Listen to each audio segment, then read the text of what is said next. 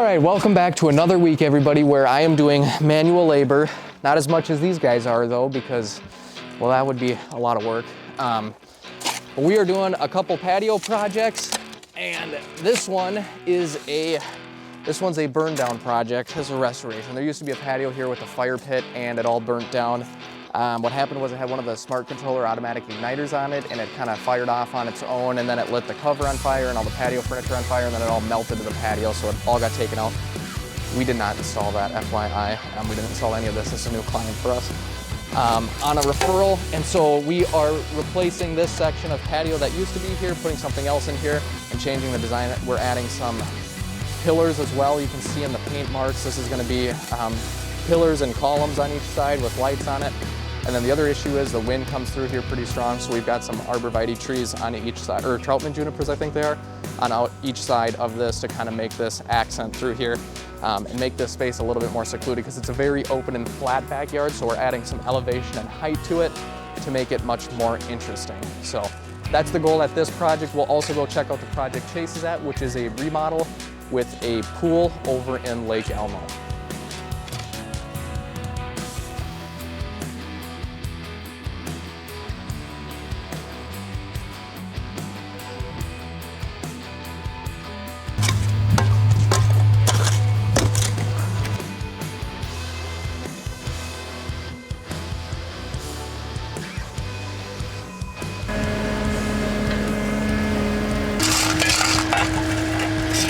All right, we're out here. It is day 3 on this project. It is Friday. We are gonna try to get this patio complete. We've got the walls going in. They're up to just about grade. A couple more layers on the pillar. I think the walls are at grade right now. We got 2-foot walls and we've got 3-foot pillars. We're gonna get the caps on there as well. This thing should be probably 75% there by the end of the day, and then we've got plants coming on Monday. We're gonna have Troutman junipers on each side to flank each side with some uplights on them, which will make them look super, super cool. And we've got lighting on all of the walls as well. Fire pit should be here. The homeowner has that in his garage. We've got to build the fire pit. You can see where the gas line is for that. Making really good progress here, so.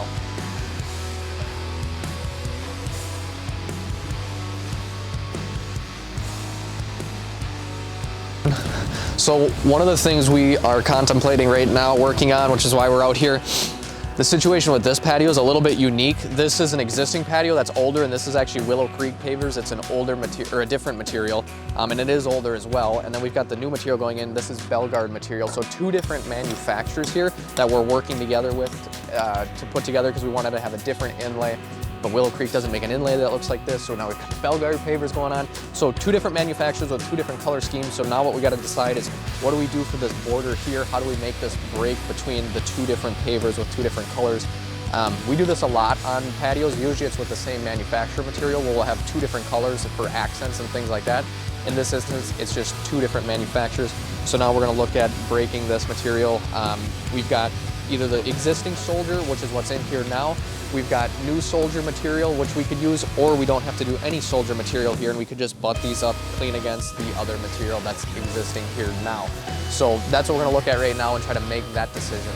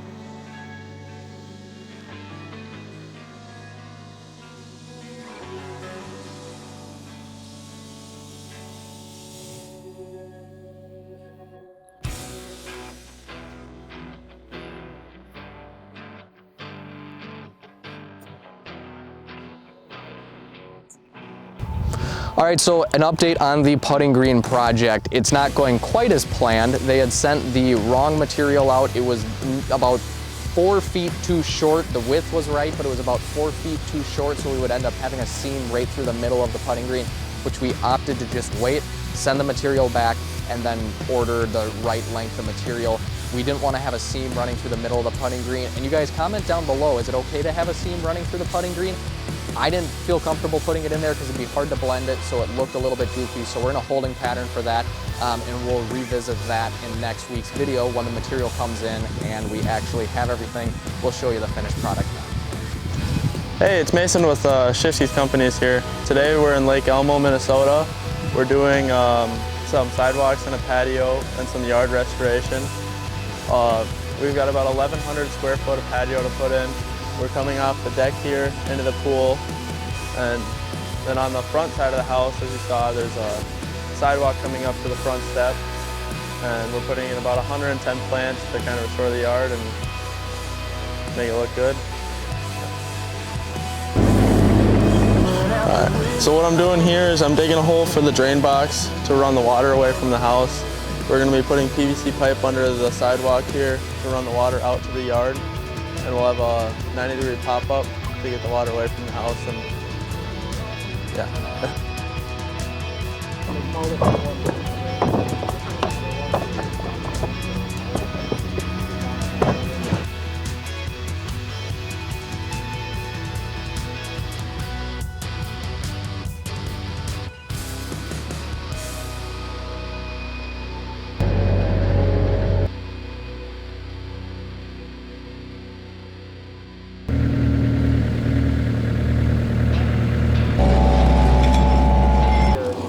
Okay, so yesterday we were digging, we took out some concrete here to get ready to lay in a paver sidewalk, and we hit this, it was a, no, I forgot what it was called.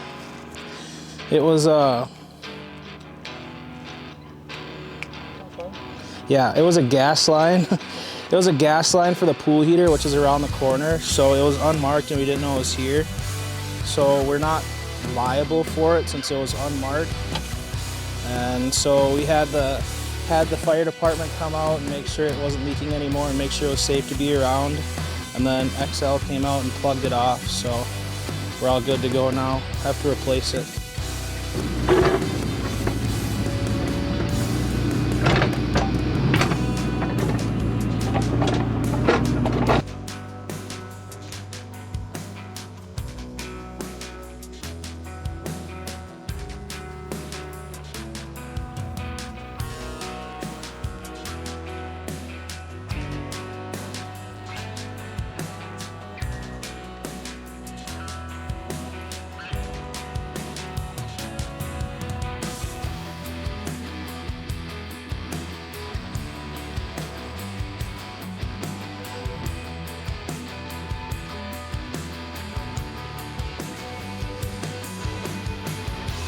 So we are out here at the, do we got a name for this project yet? Have they been calling it anything?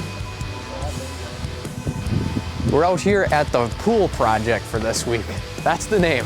There's a pool in the backyard, which we'll show you, but we're doing the whole yard all the way around. We just had a fence put in here, sidewalks going in. It's been Chase and 2 other guys here, short crew this week. One of our guys quit last minute, head to Miami to do whatever he's doing in Miami. Gotta love that when guys quit, you know, no call, no show pretty much the next day. So we got the sidewalk here. We're adding some fill here and out here, looks like. I really don't know much about this project because this is the first time I've been here besides meeting with the clients once. We had a designer do all this stuff. So it looks good. Let's go to the backyard and check that out. There was a couple issues here. These guys ran into a gas line back here for the pool equipment. It's one of those things, I mean, it's a private gas line, private utility. It's not something we can locate, or it's not something that USIC, the locate company, when you call locates for a house, normally they don't locate that stuff. So, and it was underneath the concrete, so when we were pulling out the concrete, it got hit. Just kind of one of those things. There's not much you can do about it. So I would just turn the gas off for the private line. We'll splice it, reconnect it. We got sleeves underneath here. Mid-State Plumbing is going to come out and repair it all. So not a big deal, just kind of one of those things. If you guys are in construction, you know, when you start opening up a remodel like this, or even new construction, you start digging in the ground and you don't know what you're gonna find. It's completely random. And I can almost guarantee you, if you're a homeowner looking to do a project, just assume you're gonna have like a 5 to 10% contingency on your project, because there's gonna be things like the gas line, you know, bad soils in the ground, or things that are just always gonna be changing. Nothing ever goes according to plan. That's just the nature of this business, point blank. So that is pretty much the project. They've got existing concrete here. What we did was cut this existing concrete, and this is really cool if you guys have a pool or are looking to do something like this, where you want to add some square footage, you want to do pavers, which is a better quality product than concrete, but you've already got existing concrete, you don't want to tear it all out. You can cut this edge like this, you know, make a cool swoop to it, put new pavers out here and make it look like it was all meant to be, and just really add some character and some additional patio space to the backyard here.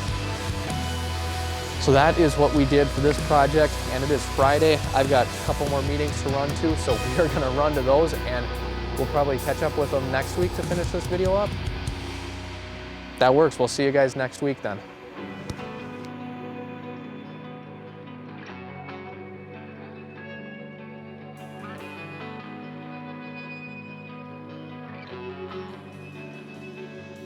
Today we're back in Lake Elmo, Minnesota here. We're completing this job. On Friday, we finished up this sidewalk here. It was a learning curve for some of us. The pattern was new to me, and I mean, it took some learning curve, but we got it figured out. It's a very curvy, it took a lot of cutting, and it took a while. So back here, we've got quite a bit of restoration to do. We've all the machinery and all the material we've moved out. We're gonna have quite a bit of sod work. We're gonna have some planter beds over there. We're finishing up this the patio and sidewalk here. We're gonna be getting all this dialed in today. We'll have it all cut in with the soldiers put around the whole patio. And this has been a bit of a tricky one because we've got so many grades to match between the pool sloping up different directions, and we've got steps on each side of on the deck. So it's been a tricky one to get all the draining right and everything to match right, but we're gonna get this finished up and dialed in today, and yeah.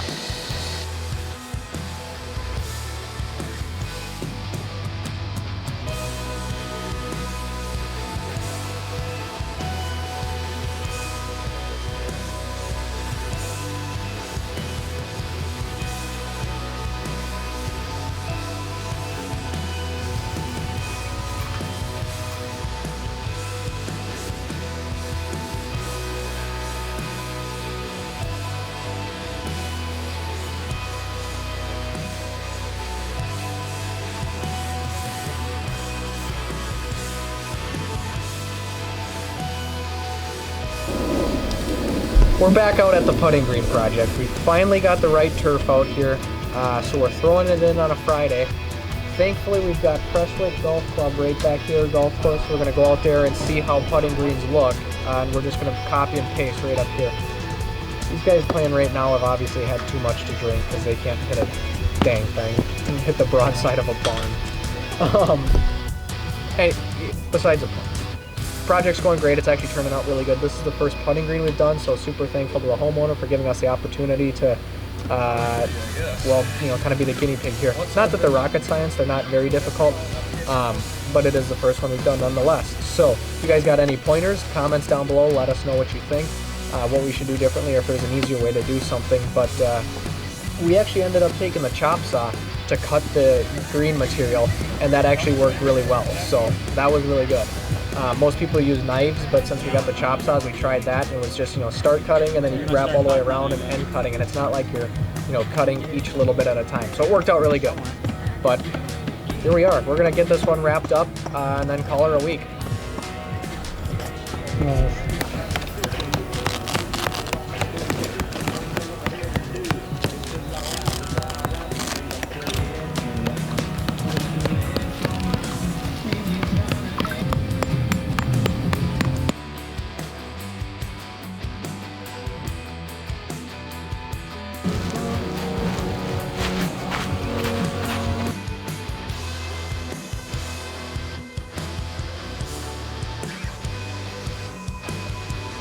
It helps hold everything down, and then it also helps hide any staples and stuff like that. So, because we've got staples that run around the whole outside, and you can kind of see where the staples are right now, so the sand will help blend everything together. It firms it up when you walk on it. It makes it feel more natural, versus now you can feel that it's like plasticky almost.